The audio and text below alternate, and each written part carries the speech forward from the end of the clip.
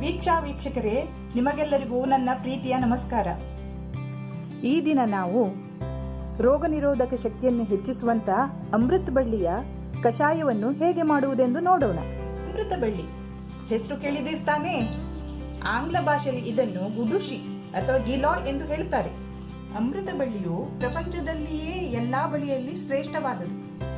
ಈ ಬಳ್ಳಿಯು ನಮ್ಮ ರೋಗ ನಿರೋಧಕ ಶಕ್ತಿ ಹೆಚ್ಚಿಸುವಲ್ಲಿ ಪ್ರಮುಖ ಪಾತ್ರ ವಹಿಸಿದೆ.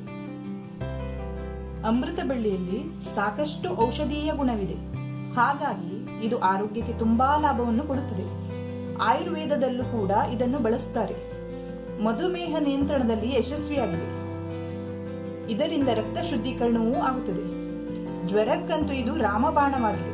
ಈ ಕಷಾಯ ಮಾಡಲು ಏನೆಲ್ಲ ಸಾಮಗ್ರಿಗಳು ಬೇಕೆಂದು ನಾವು ನೋಡೋಣ. ಅಮೃತ ಬಳ್ಳಿ ಎಲೆ 3 ತೆಗೆದುಕೊಂಡಿದ್ದೇನೆ. 2 ತುಂಡು ಅದರ ಕಾಂಡ, ಅರಸಿನ ತುಂಡು 1, 1/4 ಚಮಚ ಜೀರಿಗೆ, ಕರಿಮೆಣಸು ಕಾಳು 5, ಮೆಂತೆ 1/4 ಚಮಚ, ಕೊತ್ತಂಬರಿ 1/4 ಚಮಚ.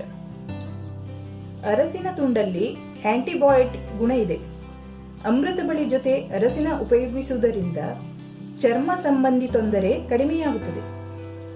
ಉಳಿದ ಸಾಂಬಾರು ದಿನಸಗಳು ಪಚನ ಕ್ರಿಯೆ ಹೆಚ್ಚಿಸಿ ಥಂಡಿ ಬಾಧಕಗಳನ್ನು ಕಡಿಮೆ ಮಾಡುತ್ತದೆ. ಅಳತೆಗನುಸಾರವಾಗಿ ಈ ಎಲ್ಲಾ ಸಾಮಗ್ರಿಗಳನ್ನು ಚೆನ್ನಾಗಿ ಜಜ್ಜಿ ಪಕ್ಕಕ್ಕಿರಿಸಿಕೊಳ್ಳಿ. ನಾನೀಗ ಒಬ್ರಿಗಾಗುವಷ್ಟು ಕಷಾಯವನ್ನು ತಯಾರಿಸುತ್ತಿದ್ದೇನೆ. ಮೊದಲಿಗೆ 1 ಗ್ಲಾಸ್ ನೀರನ್ನು ತೆಗೆದುಕೊಳ್ಳಿ. ಅದಕ್ಕೆ ತೊಳೆದು ಸ್ವಚ್ಛಗೊಳಿಸಿದ ಅಮೃತ ಬಳ್ಳಿ ಎಲೆ ಹಾಗೂ ಅಮೃತ ಬಳ್ಳಿಯ ಕಾಂಡವನ್ನು ಹಾಕಿ. ನಾವು ಈಗಾಗಲೇ ತಯಾರಿಸಿಟ್ಟ ಮಿಶ್ರಣವನ್ನು ಇದರೊಂದಿಗೆ ಸೇರಿಸಿ ಇದನ್ನು ಚೆನ್ನಾಗಿ ಮಿಕ್ಸ್ ಮಾಡಿ ಕುದಿಯಲು ಬಿಡಿ.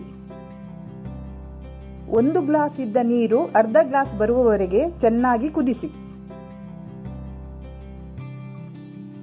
ಇದನ್ನು ಸೋಸಿ ಬೆಚ್ಚಗೆ ಇರುವಾಗಲೇ ಖಾಲಿ ಹೊಟ್ಟೆಯಲ್ಲಿ ಕುಡಿಯಿರಿ. ಈ ಕಷಾಯವನ್ನು ಸೇವಿಸಿ ರೋಗ ನಿರೋಧಕ ಶಕ್ತಿಯನ್ನು ಹೆಚ್ಚಿಸಿ ನೀವೆಲ್ಲರೂ ಆರೋಗ್ಯವಂತರಾಗಿರಿ.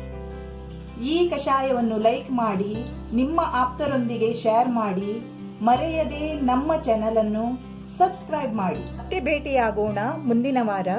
ಅಲ್ಲಿಯವರೆಗೆ ಆರೋಗ್ಯವಾಗಿರಿ, ಸುಖವಾಗಿರಿ.